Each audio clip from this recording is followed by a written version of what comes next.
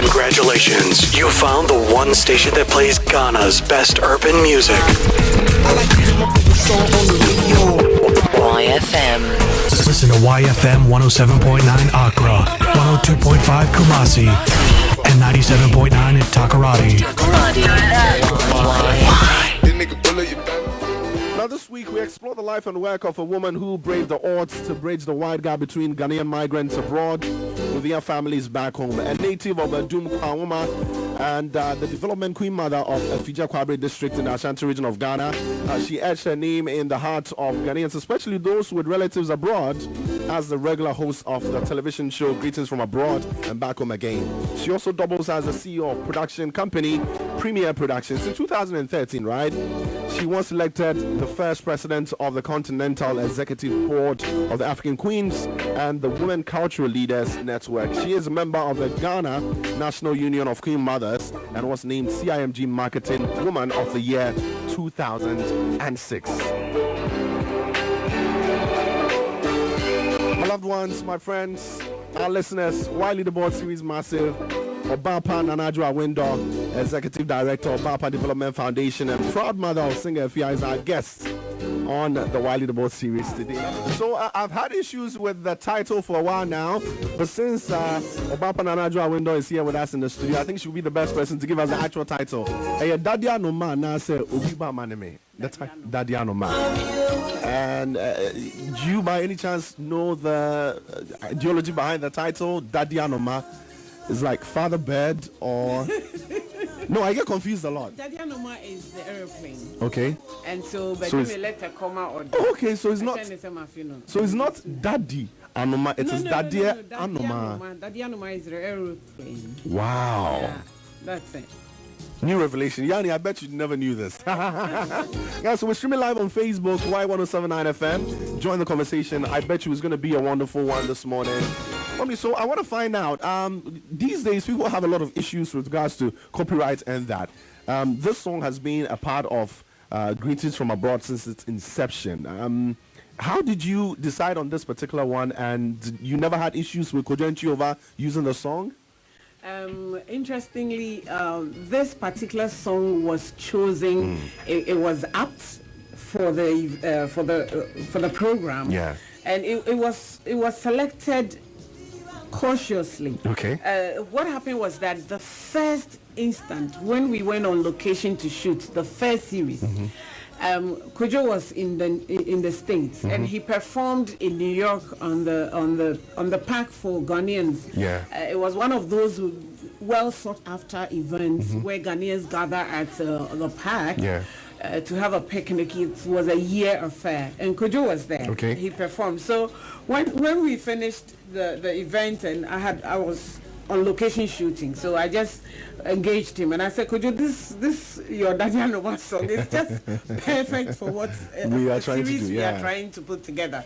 So if you wouldn't mind, I'd like to make it the theme song. And he says, oh, why not? Why not? It's good. You can go ahead. Those days, of course, it wasn't like now. But you wouldn't believe it that anytime I post my program on air now, when I put it on social media now, or I put it on my YouTube channel, then the YouTube will prompt me that the music is copyrighted and it's already paid for to the owner, so you cannot claim anything for it. And I said, no. That's fine. It's not the claiming, but otherwise you have to mute the song on when you're putting your videos, and so it goes through a longer process to even post it if you want to mute. So we just leave it to go so that it stays with the program. It's become part of the program.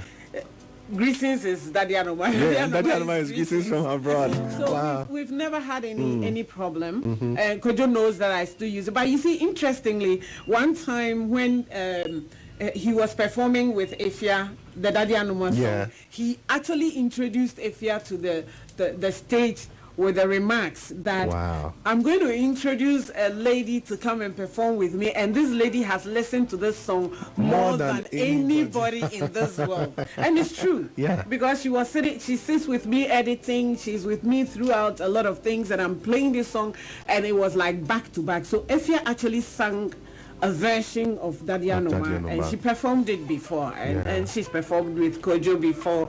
It's fine. I mean, it's good, and I think the program also made the song ever popular, and it's still raining. It still lives. You can't miss it. We still use it. We've been running program for 23. December will be 24 years. Wow. And we still play the song. The song. Wow. Yeah. Now, at this point, I mean, I just want to use this opportunity to say a big thank you on behalf of Ghanaians. I don't know if we said thank you enough, but a lot of us are grateful. You gave us eyes into the outside world way before we even got the opportunity. Wow. And this has been running for a while. I mean, I was telling my guys before you came in, back then, some of us grew up in Kumasi, and you know, the whole burger life was a thing. Every family had to have a burger. But the traditional way was, if I'm not getting it wrong, the traditional way was, if you have family members outside the country and they are selling a container, almost shipment about, they will all get on a tape recorder and record bits and bits of voices. So they have a message for every single person in the family, and then they will send it, and it will take close to 90 days. That's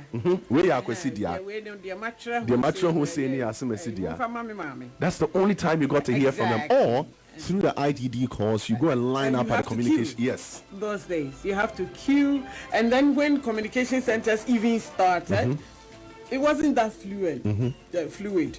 You sometimes go and make the call, and then you don't reach the person, reach them and because then of time. and then they'll call you back. Hey, we'll call a number.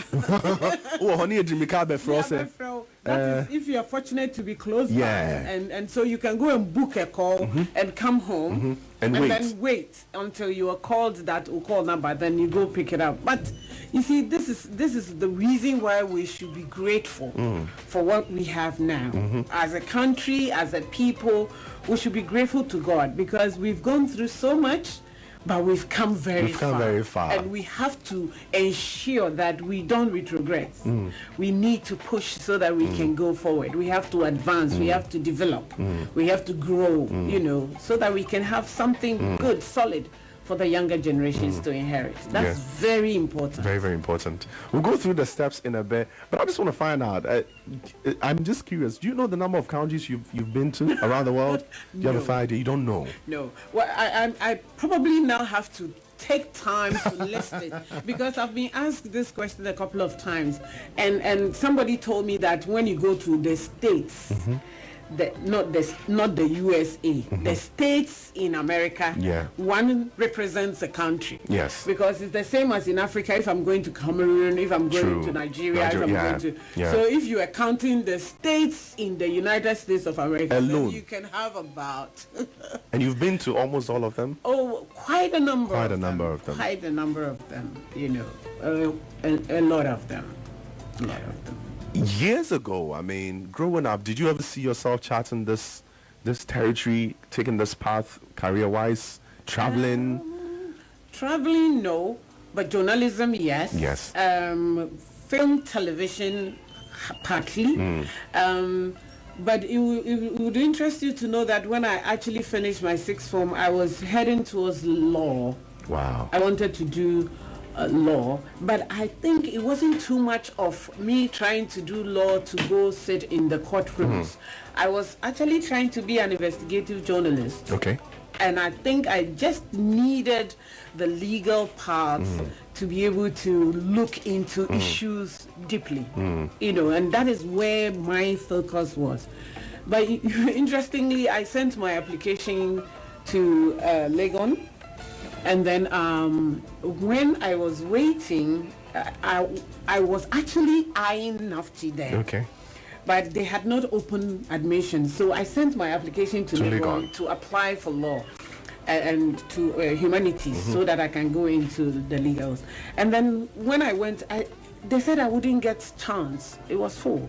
This was that. So they asked me to do religion and something else. And they encouraged me that even if I do that, I can still go into LLB later. So I thought it was okay. I was ready to take the religion and whatever it is that I don't remember now.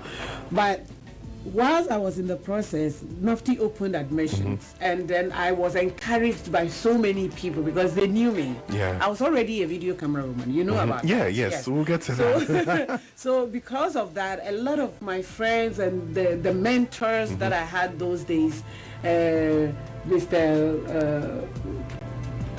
lot of them, I'll mention the names. They encouraged me to go to NAFTI, and they said, Nana, you do well with the film and television. Those days it wasn't that popular, so people didn't know. They even thought that if you go to NAFTI instead of the university, it's like you have gone a step below. But it wasn't so. Just that people didn't really know that institute even existed.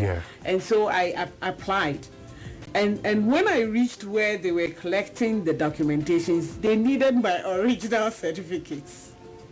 And I had presented it at Legon. You had given that to Legon already? Yes. So I was actually torn between pick it from Legon, send it to NAFTI, or just keep go it back at to Legon.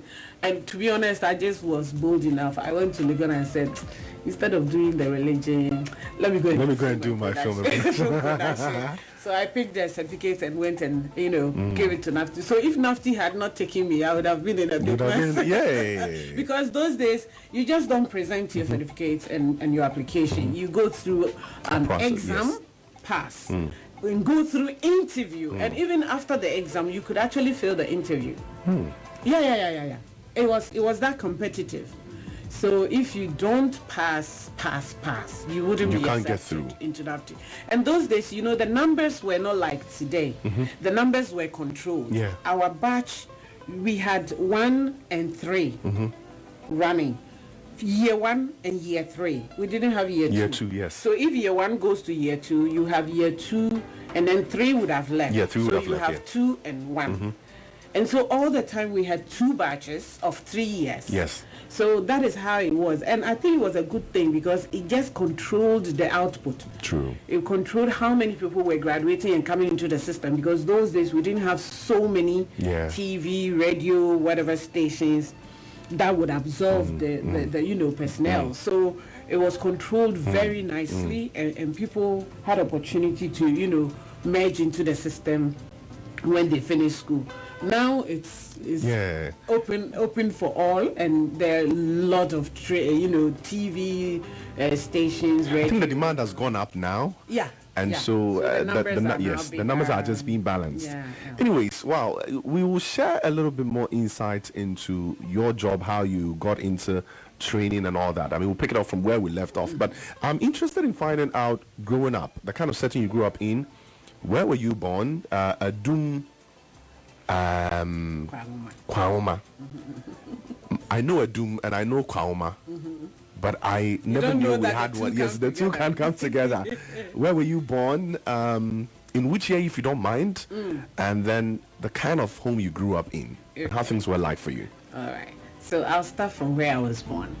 I was born in Sechidumasi because my mom was teaching, and that's where she was stationed at the time that I came into this world.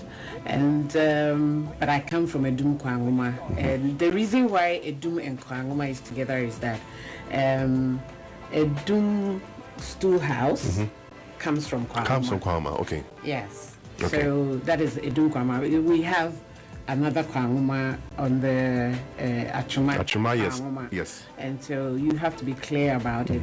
But I hear we are we are related because I have uncles from there who are from Achuma Kwangoma. Yes. That's where the rural bank is from. Yes. So there's been that kind of, we go to funerals here, they come. And so it's actually one big family that separated, and so there is that relationship between the Edum and Achuma Kwangomas. So I grew up in a setting of my parents both being teachers. Nice.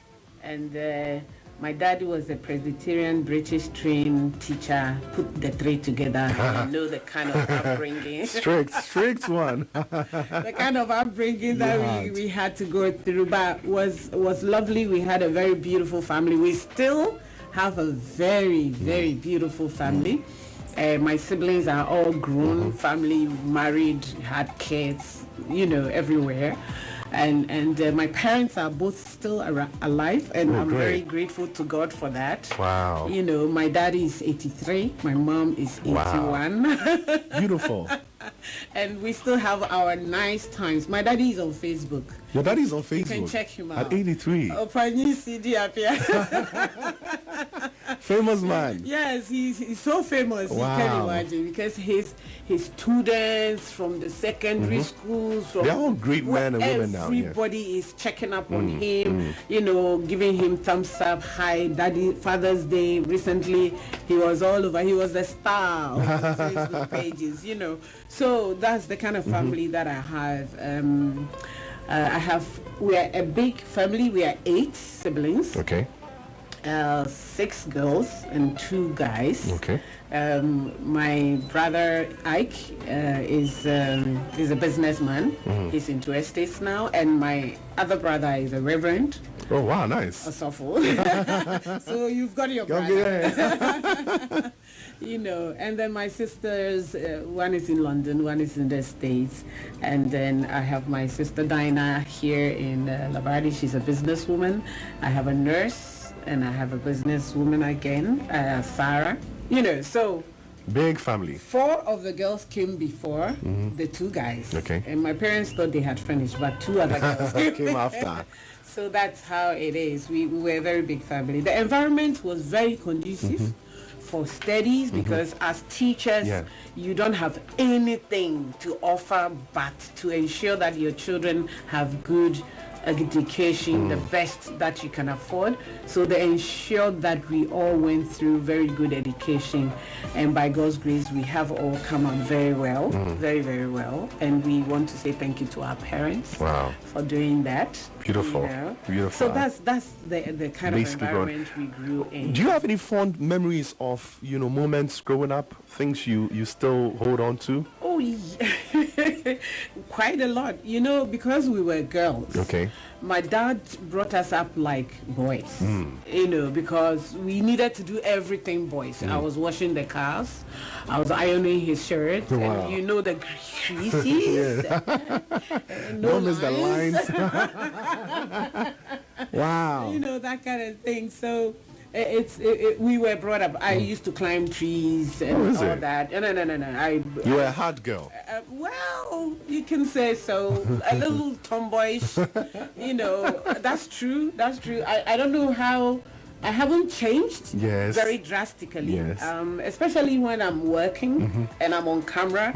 Even in my old age, I look boyish. You know, because people don't situate a girl holding the camera. So you always see the person as you know, muscular. But it's part of the upbringing. We were trained to do so many things that boys were supposed to do in the house.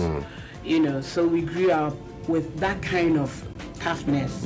But it's an advantage. When you grow up, you realize it's an advantage, because there are things that you meet, there are situations you meet that you have to, you know, go beyond just being exactly face it yourself, and you are able to brave it, and that's a very good plus. So if you guys are bringing up your girls, let them be a bit tomboyish. It's allowed. It's allowed. Wow. It's allowed. I want to find out. I mean, so you are this big TV personality now, obviously a very huge force in the production industry, media production industry here in Ghana. But growing up around the same age that you just spoke of, did you have plans of getting into this, or what was the plan? You mentioned that growing up you wanted to do law at that level, but what were your childhood career ambitions?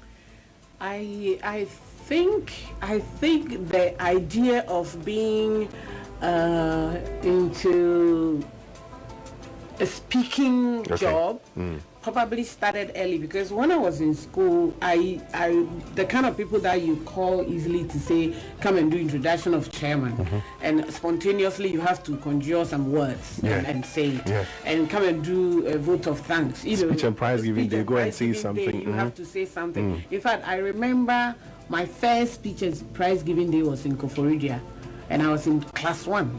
Wow. My parents kept the picture up to now. I don't know if it's still there, but it's a black and white picture. I remember very well standing in front of the big crowd. P1. So that's where I started talking. So I can talk for a living. It's your thing. So it's my thing. So probably that drive was there, and it has come through. And I didn't leave it at a point. I don't remember leaving it anywhere. If I had left it somewhere, or if I had lowered it somewhere to think about something else, it probably was just to combine it. Yeah. So I think my ambition from my childhood was to eventually become somebody who talks, Yeah. do inspirationals, do whatever. You just knew your strength at that age, and then you Yes. wanted to further and that. just further it. But to do other things just to cushion it, to make it better, to sharpen it, is what I always do. Where was the influence coming from? What did you see? What were you listening to back then? Who were you looking up to? My parents are both Christians. Okay. I started singing from church, and we had mentors. We used to go to youth camps. We used to do all the things that you do at church with meetings, whatever. So I think that influence came from church. It came from people that we looked up to. Yeah. And you see somebody standing at the pulpit and talking. And sometimes even today, I wonder where they get all the information every day and get new things Yes. and add it Yeah. and, refine Yeah. it. My father, he's not an official pastor, but he preaches. He's a full gospel guy. Okay. And he's now one of the board, advisory board members of Full Gospel Ghana. Okay.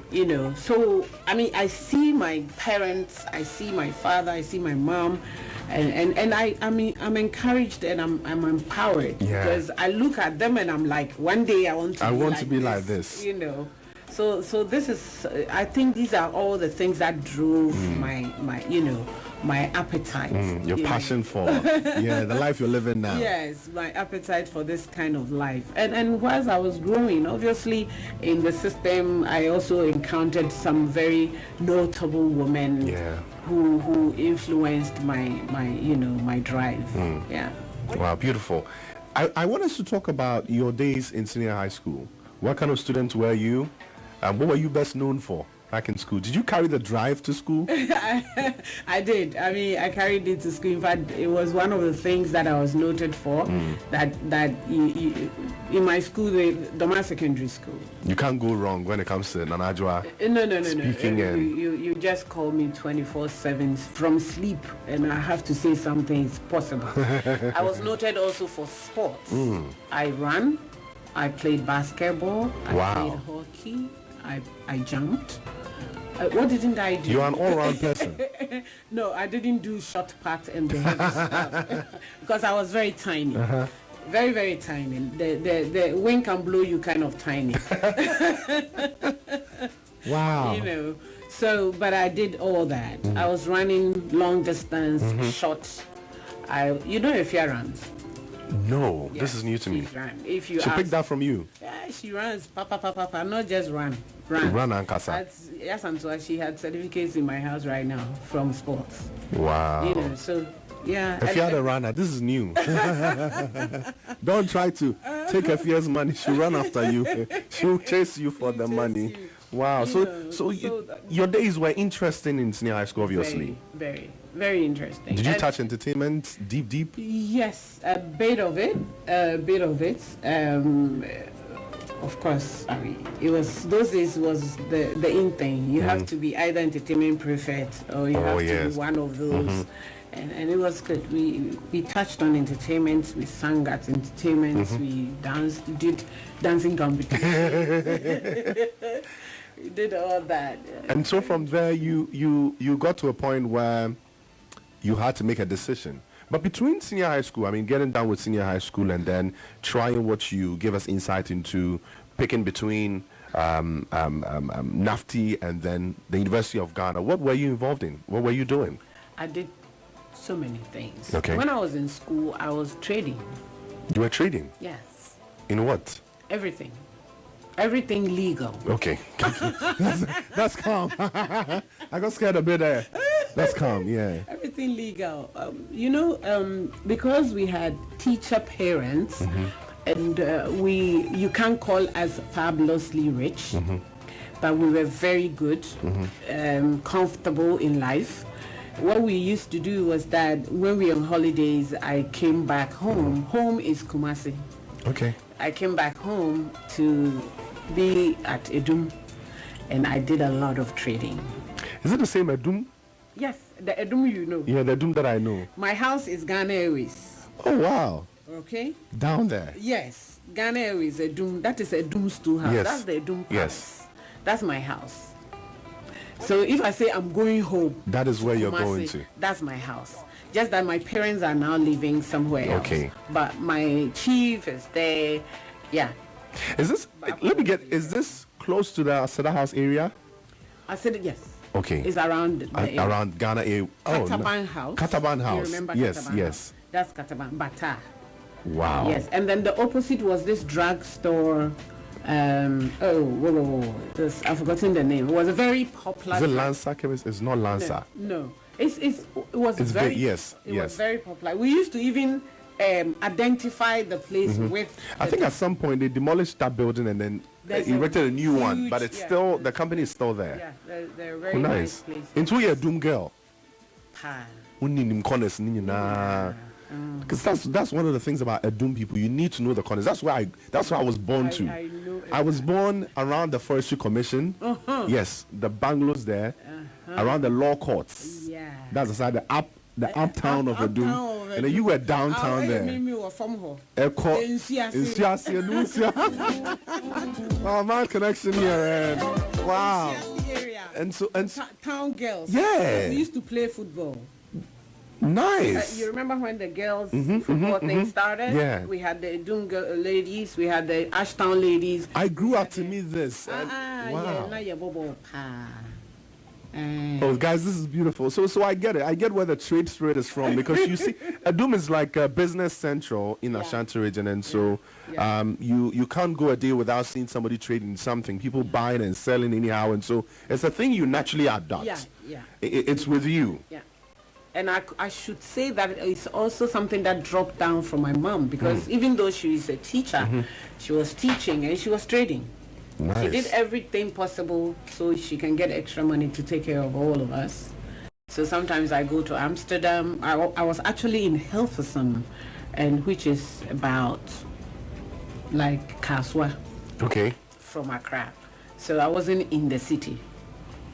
But I had opportunity of coming To the city once in a while. etc., and visiting people even within the area and the communities, and I got to know people who had traveled from Ghana and were in the country and were having different kinds of backgrounds, different kinds of lifestyles, etc., and I was really intrigued and educated.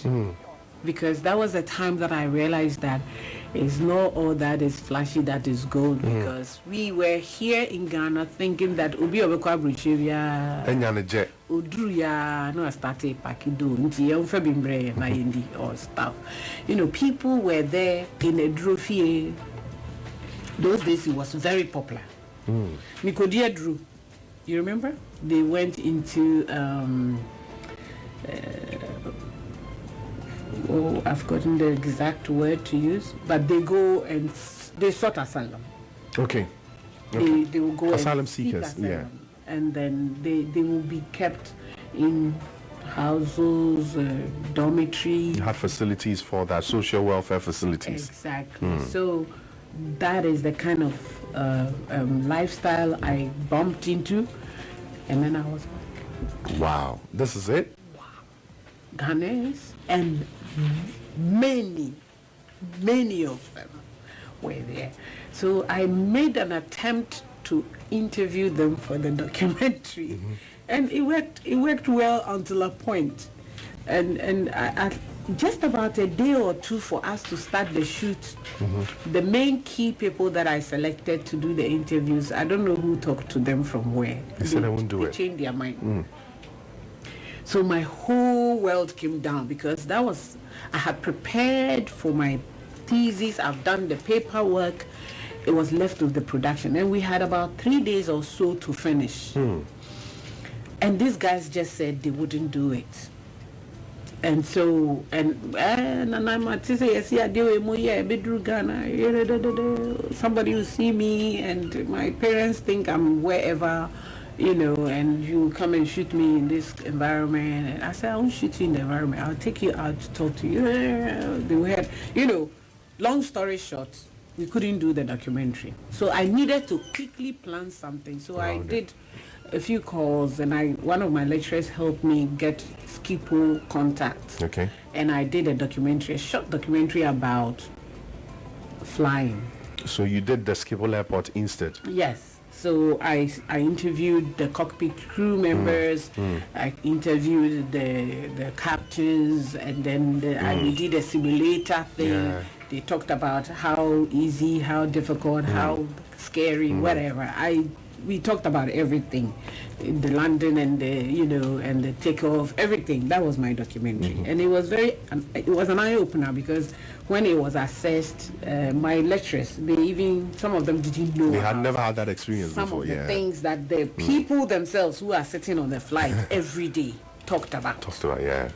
So it was good. I didn't regret changing, just that it was stressful. Yeah. Because I needed to do this in like 2 days. And this was a plan B. Yes. Out of nowhere. Yes. I didn't even think about it, because I knew I had my plan sorted. So when I got back home, I said, this idea still was sitting with me. So I told my husband that time that, you know what, let's do this northern trip and find the routes that these people go through to get to abroad. Because this thing I saw, those that I talked to, some of them, they were very open to me. They even told me how they got there. So I knew a bit about the routes, stowaways, the northern route, etc., etc. So I wanted to do a documentary, a world-class documentary on these illegal migration routes and stuff. We tried, got a car, non fanciful car like these trucks. The trucks, We tried even to get a wagon to attach it. There was one at Ghana Films those days. We went and did all the arrangements. As at now, I don't know the reason why that trip didn't come on.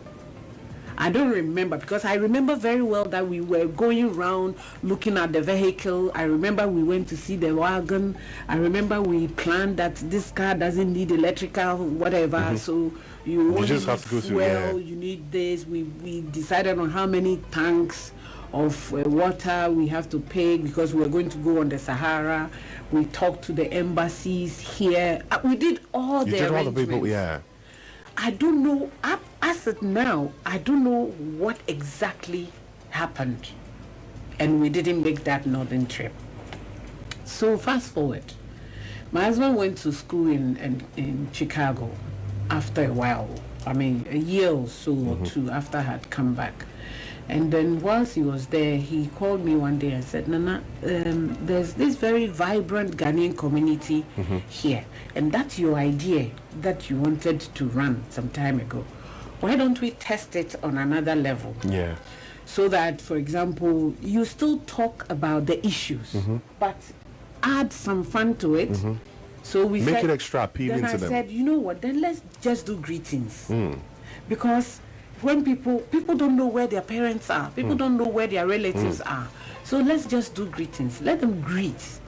And then in between, we'll be still talking to them about the realities. Issues. So the greetings became more like it, but undertone, we were doing the real things, because we had opportunity of talking to people about life, how they went there, how they got there, what they've been doing. And if you remember, one day someone went to open his freezer and showed us in an Shadi, we were shooting actually. Shadi is someone Esroha, Messiah, one who is now on was and we've been a and there's this particular one I really remember. I think it was a man. You guys did that in the US as well. The man in the course of the interview said, Nana, me person can be. Say, Obi ebe fi no be catch us abruchenya bonasum because enya cry to see. One who send me who I who atade e me. We wouldn't know Ghana. I mean, so I think I feel it now. You just had to coil it well. Yes. Make it extra appealing to them. Yes. You know, clear the whole ideology of you coming to sell them out. No, so it made it interesting for them because it was so difficult at the beginning. Look, we could travel 100 miles to go and shoot one family. Only one family. Because this one says yes. Then you get there, he says no. You know, and so if somebody says yes, it doesn't matter where the person is. You are eager to go and find them. Yes. You know, and it was so difficult those days to move around. You know, sometimes we traveled throughout the night just to go and meet one group. And the fact that they say, yes, I'll be here, I'll be available for you, so because somebody will call them. Yeah. It wasn't like today that internet and whatever is all over the place. We used to just communicate through people to people to people. So if you hear me and you call your brother in, let's say, I'm in Chicago, so let's say Ohio, and then your brother in Ohio says, oh yeah, okay, oh, it's not a bad idea, oh okay, all right, You have to travel all the then way. you travel to Ohio to shoot just one family. And if you are fortunate, maybe the person that said yes might tell one or two other people. But you know, it was after we had come to show the first series and it hits, it became A++. Then now people started hearing about it. And now we here for greetings for no by Chicago, you know, something like that. And in you know, when they have opportunity of talking to them, they say this. And then gradually it was catching up. It did catch up, and you know, by the support of Ghana with those days back then, and the embassies, we were able to get into various locations, and then now they rather are inviting they're reaching out to you to come to That's the what event. it caught fire. Exactly, because now it became like a brand that events were related to. So people want to come to the events because Greetings from Abroad will be there. You know, so that's how it became chicken and egg. Now the egg was chasing the chicken. You know. But at this point, it was super fun for you. Oh yes, I mean it had its own challenges. Production has you know. Yeah. Production has a lot of challenges, and it's not so easy. You have to organize, you have to be here planning, organize, go there, meet programs, you schedule in such a way that at least you can meet some of the programs. You also schedule to meet other people, you also schedule to, you know, do profiles of personalities, you also schedule to, so it was like, I'm producing, I'm presenting, so I'm standing on my feet and working like 24/7. Yeah, because if I'm not in front of the camera, I'm discussing the next steps. I'm on phone to the next person, you know, etc., etc. So you are. It wasn't like a leisure trip. It's never been a leisure trip. My team members always are fighting with you. No, we travel with you. We can't even see spaces. We are always running and working. Train. Did you get any form of support from the Ghanaian embassies? Because obviously the communities there were accepting you now. Yeah. Did you get to a point where the high commissions, the diplomatic missions outside Ghana were accepting, they were buying into the idea? Yeah, there was a time. In fact, we marketers will say we positioned the program in such a way that now it was acceptable, and people were very happy to relate.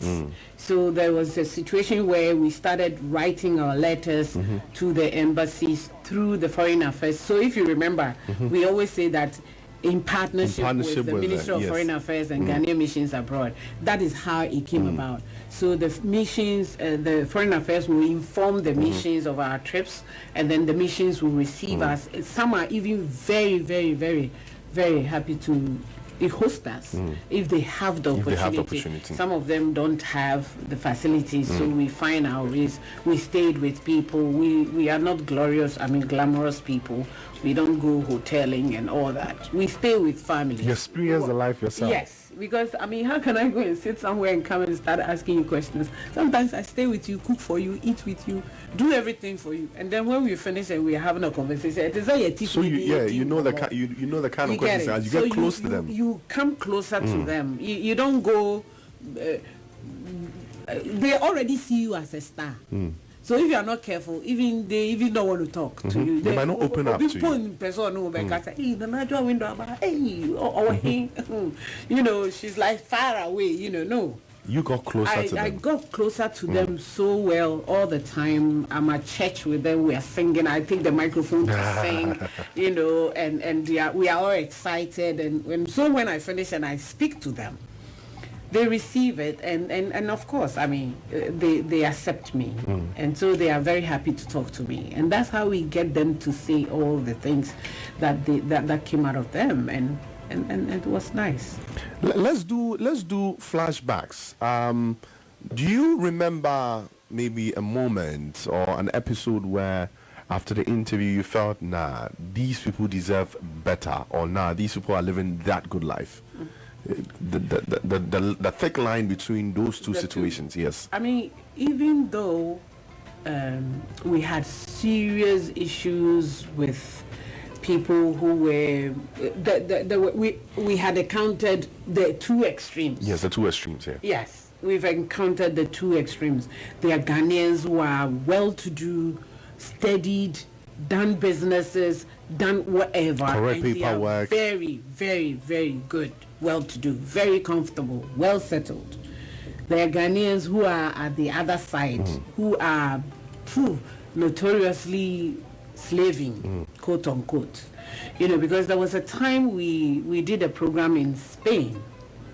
I shot some guys who were sleeping under the bridge. And these were Ghanaians? Yes. It's one of those guys who had gone through the northern route. And those days they were living on the park. I'm talking about 20-something years ago. The beginning of the series. When we finished the States, we did Europe. I think one of the first episodes of Europe. And people up to today refer to that program when they're talking about greetings.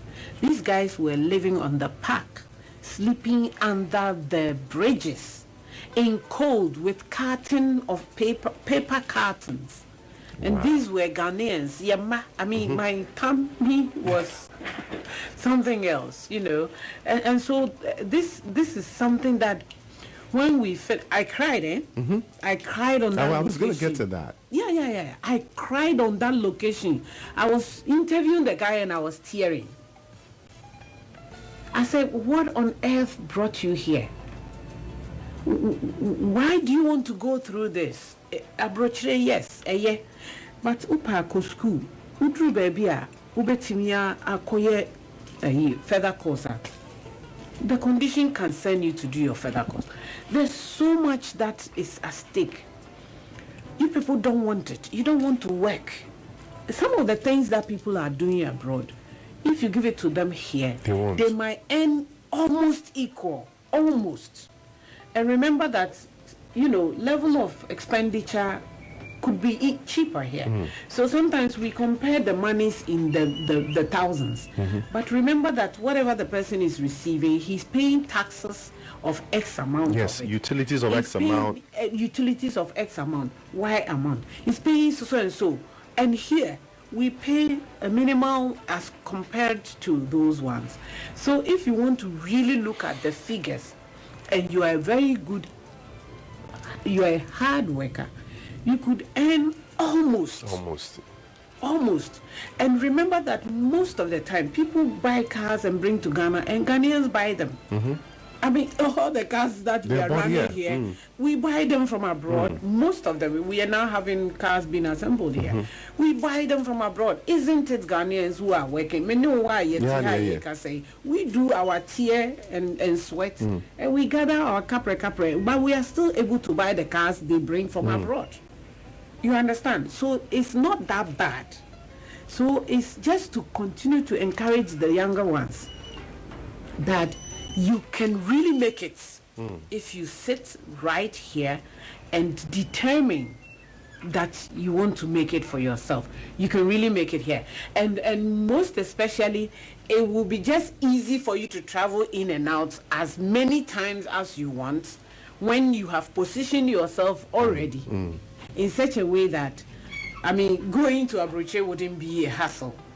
because some time ago you needed to either pay somebody double, you needed to get a connection man, you needed to do XYZ. You are even scared when you are going, you are not sure whether you'll be returned at which point A, point B, point C, until you get to your final destination. Even in your final destination, you are scared to move around because somebody can confront you right now and ask you, where is your Okra Tower?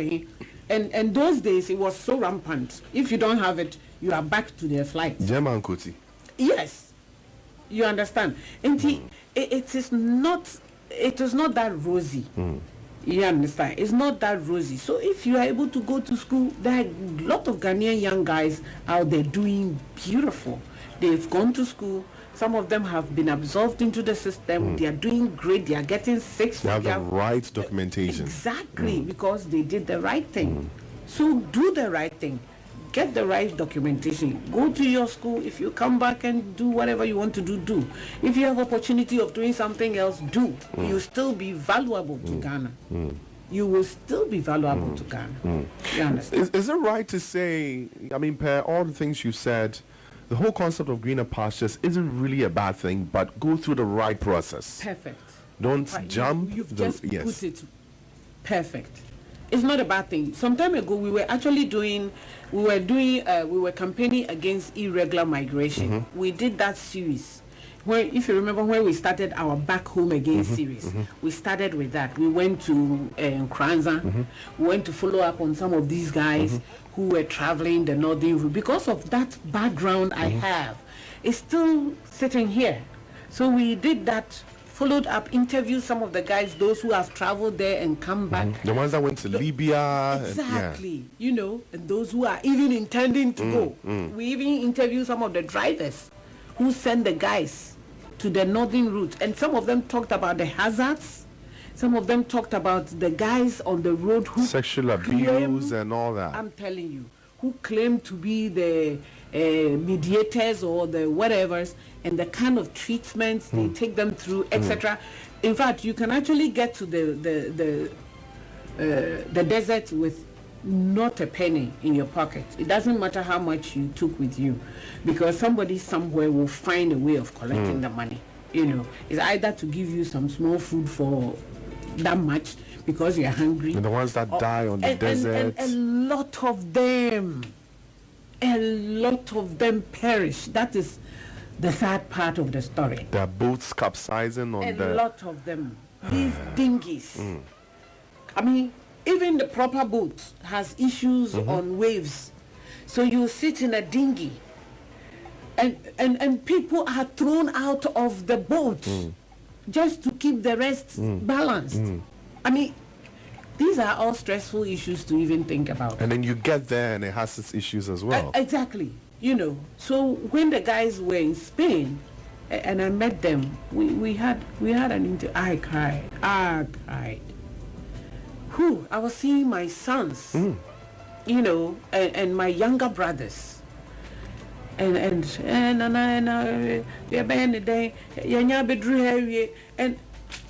I'm saying to my who said, Ujina has a pie, can't say we are, what's it? Anyway, one of those things. Wow. Yeah, so it's not that traveling is bad. No.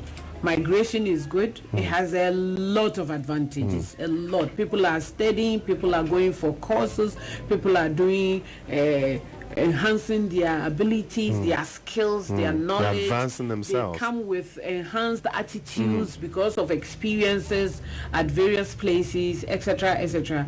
You know, but do it the right way so that don't become a clandestine. you know, so you find yourself at the right place at the right time. You know, you can actually bump into the Koti right now, and your next trip will be ahead of you. Yeah. You've returned. Yeah. You know, so. But in your course, did you meet a lot of the deportees? Did some share their stories with you? I mean, back home? Oh yes. Especially when we were doing the irregular migration series, we did. I worked with my team and I, we actually worked with IOM, International Organization for Migration. That time, they were also very interested in getting some of the, advocacy issues out. So we went to Techima Chief, Techima Hene. He was then very interested in those things. So we did a mini derba in Techima. We did a similar mini derba in Nkranza. Nkranza Hene, the former one, was there. We did it. Interview some of the guys who had come back. They shared their experiences. Some of them had gone through terrible, especially the Libya, all those places. They had terrible experiences. But one day when we even went to Greece, I had opportunity of interviewing this guy who said they smuggled him in the trains through Membesameka. Trains. Wow. And I tried to crew now, didn't I said, baby, to me home. And I'm saying, Auntie Johnson, do I there was none of my packing to my Auntie Johnson, do me, I know my Johnson. And I was him. And I'm so by then who say, what do? Or see, the video is there. That video is there. I'll share it with you one day. Or see, train require yet to say the age Nana Junior and say, but what is and Crawford Casacas and I to say, Ebinusi, Bifro, Sir, Nasa to us. And see the man who say you do, and they say, train could see honum, a che pa, no bian cashe, no who say we do. But I think they had arranged to say will be mission or something. And he said, Omudu hon microphone a fee hon, and then if I could be rat train the most a dana, a be a bony day or whatever. Now, or P. But on one casa or cancer, he was advising people that is it. And recently there's been some videos circulating of people who had tried that, and some were bleeding from the nose and stuff, because it's not that easy. There's a lot of carbon. Assumes and everything coming out through the systems.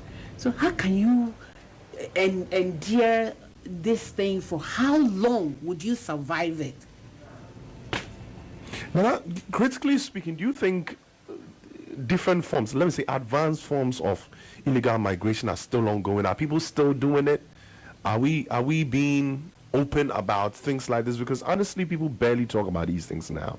Oh, I mean, they are. I mean, you've heard about these Saudi Arabia girls, housemaids, kind of, there's a job opportunity for you, pay, and then, I mean, a few days ago, I saw somebody advertising on television, visa to X, visa to Y, visa to so-and-so, visa to Obaapa. Hey, these embassies, I've traveled for 30 years. I still go through processes. And put everything down before embassy gives me a visa. So you sit on TV and make it look as if that the person just enters your office. No, I never when you visa. So you disappoint people. You collect their money. You forge documents and stress people. And at the end of the day, before the person gets to know, say what you're saying is false. It's too late. What and all that. You understand? So I think people should refrain from that. And people who are proposing or suggesting or encouraging people to go to abroad and giving them the hope of a job, satisfactory job, should do their homework well. Because yes, there are jobs that are genuine.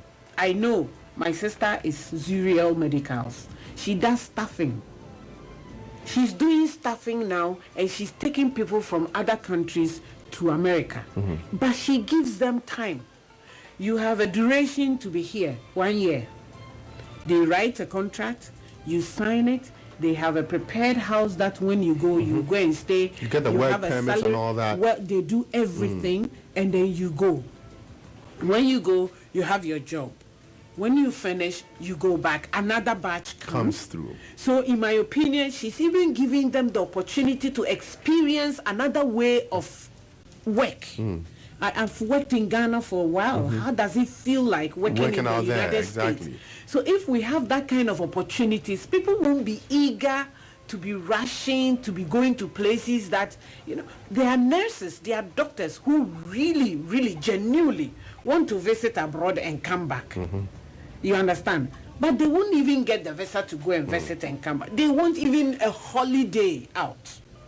I've worked for 1 year, back to back. I'm seeing blood every day. I'm in the theater every day. I just want a break. I want to just go to Miami and sit at the beach and look at the sea. Now, is it the flow of information or what? Where's the disconnect? Because the disconnect is because we have abused so many of the things, so nobody trusts anymore. Because if the embassy knows that you are a recognized body or you are a professional and you are going to X location for this and they check your documents and everything is okay, they will give you the visa. But because a lot of people abused it or continue to abuse it, they will give you, but they will scrutinize, and sometimes the people they refuse the visa, you don't even believe it. You will laugh at it. There was a time we were traveling with we were traveling to a location, and one of our very, very, very, what should I say, cherished queen mothers was refused the visa. And I was asking myself, on what basis was the visa refused? It was just off the cuff.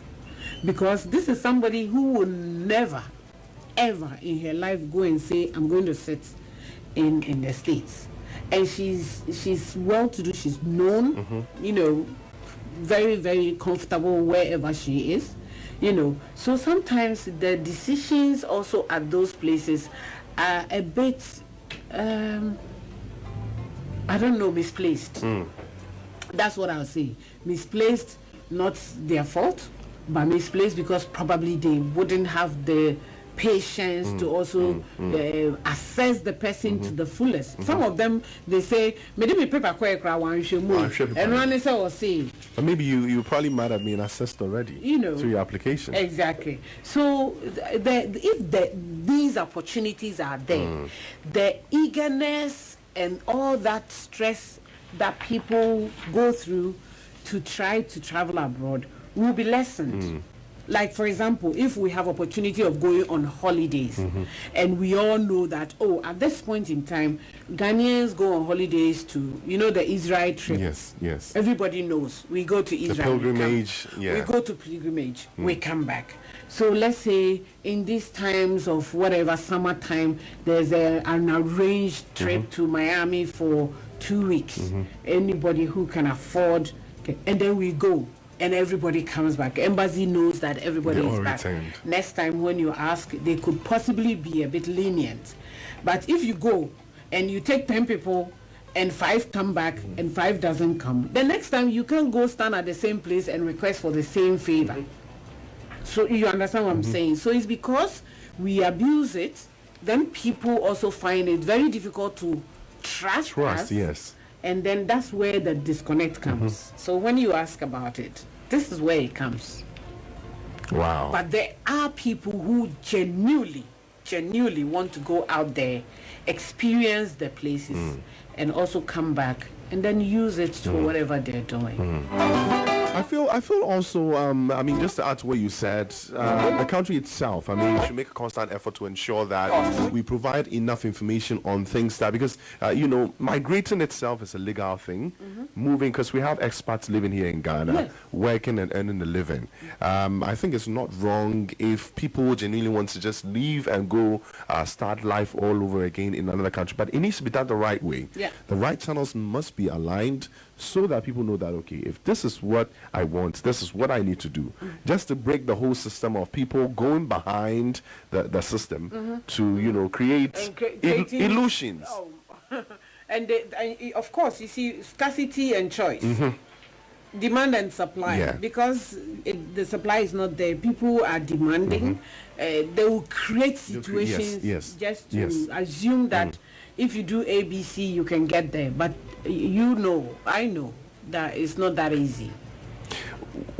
What would you describe as your biggest moment doing Greetings from Abroad? A moment where you said, wow, me pamini. People you've met, I mean, situations you've been in. Well, I have had opportunity of meeting notable Ghanaians. I met one of them, Mr. What is this? His name just skipped. He's an Nzama guy. He lived in Chicago. He's still there. Okay. Akenya. Okay. He's an artist and a musician combined, and he had the clientele like the Oprahs, the Johnsons, and this is a Ghanaian guy that I had opportunity to interview, and I was so happy that our own have gone that far. I was so excited. I've met quite a number of notable Ghanaians. I interviewed some young guys in London. They were working in the banks as deputy CEOs, you know, and I feel proud that as a Ghanaian, you know, I've gone out there and met young guys, your age, who were doing very well. And that is why I was saying that the right way sends you to the right places. Right places, yeah. You understand? The right routes sends you to the right places, because if you do it well, they've gone to school, they've gone through the universities, done their masters, some of them have done their PhDs. Obviously, sometimes even the system seeks for you. True. You don't even chase work. People see your records and they say, I would wish to work with this guy, you know. So that is what we should encourage each other to do. That's what we should encourage the younger ones to do. And also, I had opportunity of a meeting. I mean, like I told you, I met Kojo the first trip, and even though he was a noted musician and a very vibrant one as such, those days he was unreachable. So I get opportunity of getting close to some of the people that, I mean, hitherto you wouldn't get to talk to. I had opportunity of creating a huge network of Ghanaian community leaders, and that is an asset now. I have families in every country, you know, and not just me, our team, you know, so it's a plus. It's a plus for whatever we do. For now, most people call us and say, oh, we want to do A at this location. Who will be the best person to do? And it's not just the people. Who's the right person to deal with? There was a time that one of my architect sweet ladies called me and said she was in Italy. And she was doing a project for somebody in Ghana, and she had gone to buy some very, very, you know, nice stuff to bring to do her interiors and stuff. I just took a phone and called somebody and said, a lady will call you right now. Please, she wants to ship her stuff. MI7 style. You know, I just made a joke. But the truth is, the guy actually did give her a discount. A huge discount. Huge discount. Influence. Just because I introduced them. And since then, she's been using the gentleman to do her business. And it's not just this example, many of such examples. So you just are blessed with amazing people across the globe who, you know, become part of your life, part of your, you know, your journey, and it's advantageous. It gives us the feeling that it's a social work we are doing. I see greetings as social work. It's never been a business, because sometimes we even pre-finance or we finance the production ourselves from our own resources. We do documentaries, you know, we do other things that is supposed to give us so much income that we should be able to spread it onto other things. We support our social work, our NGO work from our own resources, for example, you know. So I think that is some of the highs of the program, but the lows plenty. I think you've mentioned a lot of them already. The lows, there are plenty. The lows are so many. You have to just screw your head on and say, this is what I'm going to do. And that's what I'll do. But did you get to any point in the journey of Premier Productions and Greetings from Abroad where you said, my bread, nah, man, I really can't do this? A couple of times. A couple of times. Yeah. Not Mabre, I can't do this, but I think so there was a time we even paused, 2008. We did a lot of campaign about the youth when they were going to have the youth the march. What do you call it? We played the African March in Ghana. Like, was it Can 2008? Was it 2008? 2008. Yes, when we right? hosted it here. Yes, Can 2008. We did a lot of noise. I went to South Africa. We went to so many places in Africa, just talking about Can 2008, and then Swaziland. Yeah, I think there was one. You guys went to Botswana. Yeah. Went to Botswana. So it was after that when we came back, and I said, I'm tired. We need to rest this for a while. And this had been how many years on the road? That was 10, back to back 10. 10 years on 10 the road. years, no break. So that is when I said, you know what, let's just rest this for a while. But it will surprise you to know that that's when we rested and we started the back home again. Because that time, some people had actually started coming back. So we had opportunity of talking to some of the people who were back home, and then we were just picking their experience and also promoting what they were doing, because the idea was that if you encourage somebody to come, the person comes and starts doing something and people don't know about it, so they don't get the market, they don't get the recognition, the attraction, and they start feeling like, oh, why did I come and all that. So we took it as a responsibility to also support the process. So we were advertising products and services, we were doing profiles of the companies. We introduced one of the gentlemen who was doing energy saving lamps in Tema. He was also knitting socks. We were promoting hotels that has been built by Ghanaians who have returned. We promoted a school that was in Brekum area somewhere, in the bush somewhere. You wouldn't expect any, international level school to be situated somewhere there. So we thought it was a good idea to just bring this to the notice of the public so that people will patronize products and services, and then the people will feel good about it. And obviously, it's also impacted on the Ghanaians abroad, because people started seeing the programs and they said, oh, if A has done it and is successful, I can also go and do it. So it started, attracting a few others who came to Ghana. And actually, I had opportunity of talking to some people who said, I saw your program. And then because of that, I was encouraged to come. Back and home. I think it's a plus. Beautiful. I say you're doing the Lord's job. I mean, you're doing the Lord's work. These are things people wouldn't want to touch on, but you've, for over 30 years, have dedicated yourself to, ensuring that Ghana grows well with regards to that. It's a part that people really ignore. At this point, I want to find out, you've told us so many things. We've shared a lot. My mind has really followed you through all that. But at this point, I want to find out, what do you do for fun? Aside editing, because I know when I leave you say editing is fun for you. Yes, what else do you do beyond your work when you want to cool off? When I want to cool off? Yes. I cook. Okay. I dance. I sing. You sing. I love outing. Outing in terms of, I like to go to the beach with the family. Okay. I like last weekend we were in Ko. Oh, nice. With my family.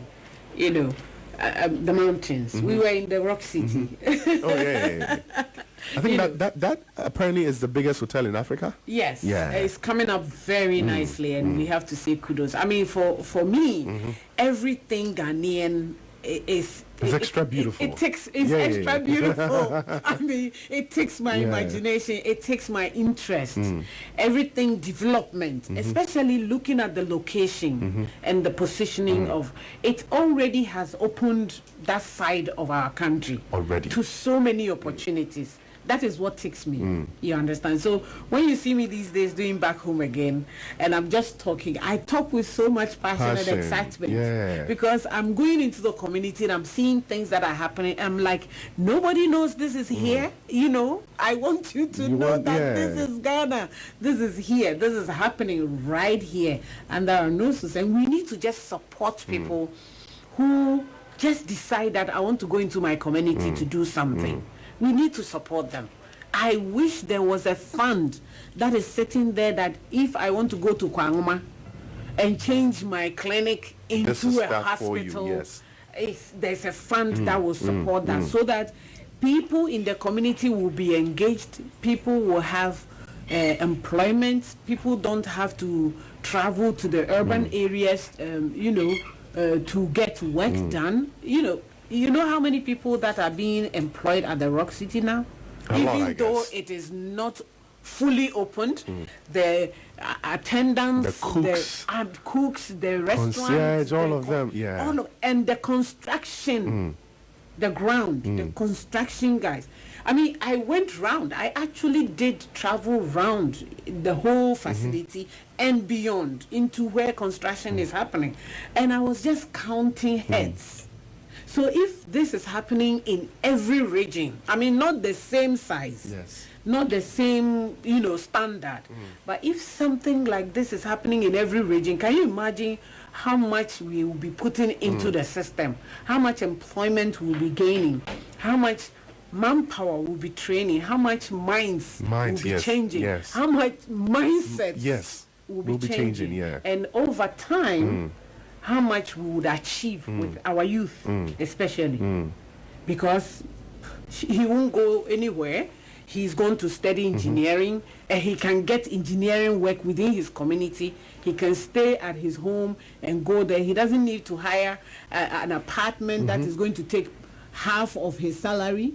These are all things that tell on us, and we don't take notice of it. But the truth is, if you really get a comfortable place to live in your own environment, pay less, but achieve the same thing and gain the same kind of income, you are a better off person. And you can do so much within your own community. So we should encourage that. And I support that. I really support that. I think we need a lot more people to buy into this idea. We need to support Ghana-owned brands, companies. I mean, we need to grow ourselves here. And it's a big attraction, as you mentioned. I mean, if people who are out there getting so much for themselves see that a lot is being done here, a lot can be done from the little that we have, they will be definitely encouraged to come and invest more in the country. We'll definitely all move forward together. I want to find out about your family. A lot of us know just one bit of your family, that is Afia. But let us know your setting now, the number of people that are in your family now. Okay, so I have 3 biological kids. Great. Ifya is the first, and then Farai is the second, and Lamfa. Farai has finished NAFTI. Okay. He's a graduate of film school, and then Lamfa is at KNUST. He's doing design. Okay. Communications. I think Farai has taken mom's steps. I know, right? Nice. But he's so good. He's Great. far better than I am. Great. Doing amazing things. Nice. And I have 2 adopted girls. Okay. Yes. How do you deal with having 2 celebrities under one roof? In one house? The other celebrity and our celebrity now. No, what you do is that you come down for the celebrity to grow. Okay. You understand? So you don't make it look like you are in competition. No. The moment Ifya started, I mellowed the Nana Awindor brand. Just put yourself on the side. Exactly, so she can come up. And it was intentional. Okay. It was very intentional. At a point, I was very, very low until she got to a peak, and I started working again. Did you see who she is now in her while she was growing up? From 2 years. From 2 years. She was singing happy birthday for us when she was 2 years. We would give her the karaoke microphone and she would sing happy birthday. She was good from birth. She's gifted. She didn't learn how to sing. No. God just gave it to her. Yes.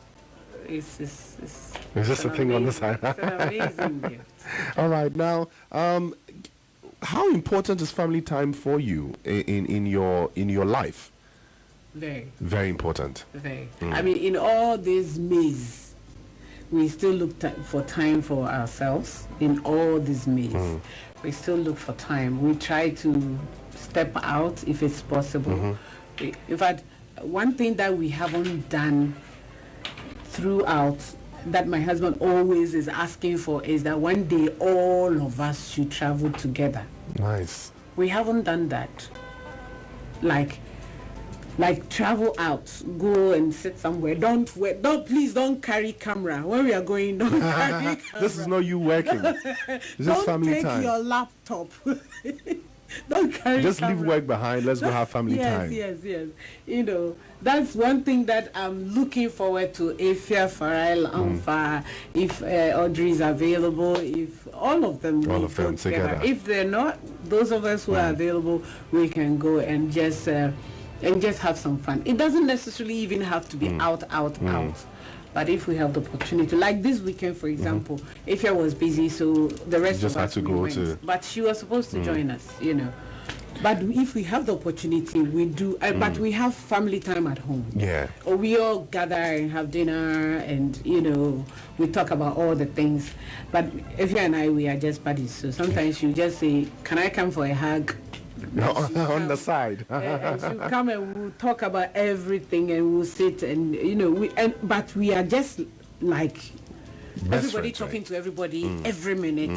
We have a platform, so even if you are not home, we You know where what's happening you at are, home. we know who is doing what. Even me, I have to report myself to them on basis, like I'm on location, I'm doing this. Today we are shooting ABCD. I'm talking to, sometimes I put pictures, you know, so we keep in touch that much. That's beautiful. Yeah, so That's very we beautiful. have amazing family time. How did COVID-19 affect you? You are a traveler. I posted this morning and mentioned Globetrotter, and somebody said right. That's the right word. Now, at a point, nobody could travel. Now, I think things are, easing it up a bit. But how bad did it affect business and even family? It did affect us. It did affect travel, and of course, it stalled some of the plans that we had put together. But fortunately for us as program producers, you need to be innovative all the time. So if you had noticed, during the COVID, we did the COVID series. Yes. So Very interesting. We did the COVID-19 series. So I was actually calling people and recording our conversation, checking up on Ghanaians abroad. Where is the COVID? Who is affected? What is the situation? Spain, Norway, Germany, UK. I called the embassies and all that. And we had conversation, and Ghanaian community personnel, some of the leaders, our networks. Yes. You know, so we touched base with them, and we did quite very good packages of the COVID-19, and even took some experiences from Ghana and talked to people about the effect and whatever it is. So it stalled the original plan, but we had a plan B. You had a now, plan B. and it worked out well. And it has also encouraged us to go back to the Back Home Again series, because we wouldn't have opportunity of traveling that much. True. We went back to the Back Home Again series. So I started doing interviews with locals, and now we have started going into communities. Exactly. Yeah. So Good job. It's You've been very busy. I mean, it's a way. It has a way, brought up new ideas. It has brought up new energy. We just have to, capitalize on situations. You don't let the situation, bring you down, bring your business down. A lot of people have had opportunities during COVID-19, and when we meet as SMEs and our women empowerment series and etc. We have a group called Women in Business, Obaapa Women in Obaapa Business. Women, It's a yeah. We're platform. gonna talk about that. Yeah, that we gather our women, encourage them, empower them, and then give them some networks within ourselves Within and our- even yeah. beyond. So we keep telling them, utilize the situation, capitalize on it, find something to do. People started sewing nose masks. We said just don't sew it, send it for it to be checked so that you can get accreditation for it, get certification for it, so that you know you are just doing the right thing. Yes. And just go ahead and do it. So we encourage people. They were doing sanitizers, they were doing other things, So the situation is here with us. We don't know when it's going. So we're just going to find something to do within the situation so that you don't stall your business. Yeah. You don't just keep, still. Thanks for the advice. Nana, are we at any point going to see a new phase on Greetings from Abroad? Are you going to retire? Do you have plans for that? Yes, I have. I have plans of retiring. I want to stay back and teach. Okay. So you're going to go back to teaching? I still teach, but I want to go into full-time. We have Premier Media Academy. Yes. Circle. We started Academy a long time ago, and then when production came up and we were very busy on the road, we couldn't grow the Academy the way we wanted. Otherwise, it would have been a big school by now. So we want to go back to the Academy and work with the people in the system, all of you. Work with you, so we can tailor a training program that would satisfy what you are doing. No problem. And we have the network to do that. To make Fortunately, we have the networks. We have the companies. We have the organizations worldwide. We have software producers or manufacturers who are interested in working with us, in introducing their products and training us on their products. Great. Yeah, I've worked as an editor for all these years, but I've never gone into a session that says that from analog you are going to digital this. You shift from one to the other and train yourself on the job.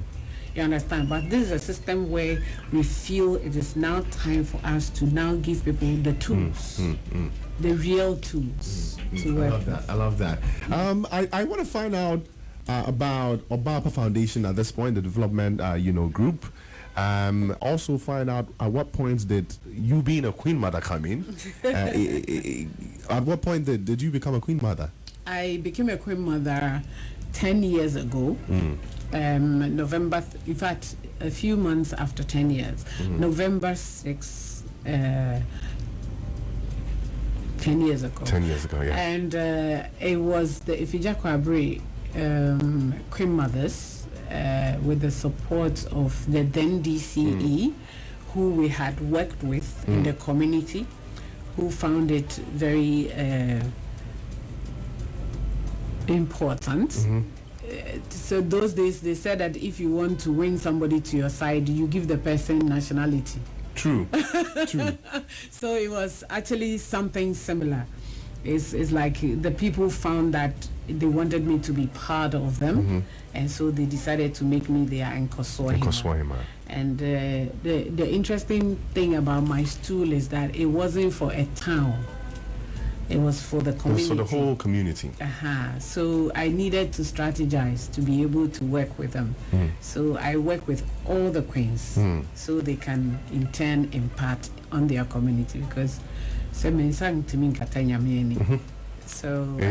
needed to find a way to work with all of them so that I don't have direct responsibility to the towns, because there were many. There were about 96 towns. So it's now divided into two districts, the south and the north, the Fija-Kwabre South. Yes. But that time it was the Fija-Kwabre district. So you wouldn't be able to do so much everywhere. So if you empower the Queen Mother, then they take charge. Then they take charge of their community. That was my strategy. So, and I've been doing that for some time now. And so how long have you been running the Obaapa Development Foundation as well? ODF started before I was installed. Okay. But it was the social responsibility wing of Premier Productions. So those days when we work, we find something to do as our social responsibility. We support some children. We also were supporting Queen Mothers with training, empowerment sessions, etc., etc. But when I realized that this is going to continue. We actually weaned it away from the premier production And system. they made it an independent. And then it started working now very seriously. So we support women and children in Ghana with their development. We do a lot of training sessions. We do orientation. We do advocacy. We support the traditional rulers in their programs, the community programs. So, for example, if you're doing a festival, we come in and plan with you and insert programs that will empower the community. So it's not just sitting in a derbar and then just speaking and getting speeches, and then when you are done with the speeches, people just get up and go. But we should be able to give the community some role to play. And then at the end of the festival, the community gains something. Exactly. You understand? So we bring resource persons. We have different patches. Sometimes we do school visits. We talk about teenage pregnancy, drug abuse. We talk about menstrual hygiene. We talk about all the things that we want the younger ones to know. And we encourage the girl child for their education, etc., etc. We bring mentors as well to the school. And then when we are done, we do the Women and Children's Day. And that one is almost like a mini derby. And that's where we talk to the women about child care, newborn care. We talk about newborn jaundice. Exactly. All that. We bring resource persons from Ghana Health Services, PATH, UNICEF, social welfare and all that. Yes, social welfare. Recently when we went to the Efija area, we sent the social welfare people, so we bring these people that are needed in the community closer to the people, and that's the real work. I always say that policies are in documents, the real work are on the ground. That's true. Thank you so much. Thank you so much once again for joining us on Leaderboard Series. I mean, all of us here, we've learned so much. Today we have insight into your life beyond, greetings from abroad. The final thing I'd like to find out from you, what advice would you give to young people, women in particular, who might be at the start of their careers, who are being pressured into giving into amorous the demands of, our system, the wrong sides of our system, people who are almost giving up because the system is lashing them, people who are almost giving up just because things are not working out for them. What would be your advice to them this morning? Well, my advice is very simple. Hard work pays, and that's what we should focus on. And most importantly, please pick a job you love to do. And don't give in to anybody because you think you're frustrated, you are stressed, you are hitting the wall. There's nothing like I've hit the wall. There's something also called rebound. So if you think you've hit the wall, look for the rebound and get back. And get on, get stabilized and start doing something that will favor you. Get a job that you love and do it, and you'll be satisfied that you get up in the morning, go into business, and you're smiling all the way to your office. That is what work is supposed to be. If you get up and you don't feel like getting to your workplace, that's not yours. So we should encourage our young ones, we should encourage ourselves to get up and do what we want to do. And we should also remember that nobody makes us happy, Ourselves. Exactly. So find happiness in yourself. And remember, God is the ultimate. Without God, we cease to exist. And that is the driving force behind everything I have done. God. It's been a blessing having you on here. And we're grateful. YFM Global Media Alliance. We want to say thank you with this song from Afia, Best in Me, guys. It's been a wonderful ride. Congratulations, you found the one station that plays Ghana's best urban music. YFM. Listen to YFM 107.9 Accra, 102.5 Kumasi, and 97.9 at Takoradi.